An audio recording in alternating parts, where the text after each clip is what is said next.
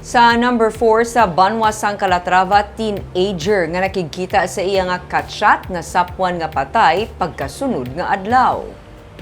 Patay na sa masapwan sang mga pumuluyo kag otoridad ang isa ka estudyante kahapon sa dalan malapit sa suba sa barangay Minapasok, Banwa sang Calatrava.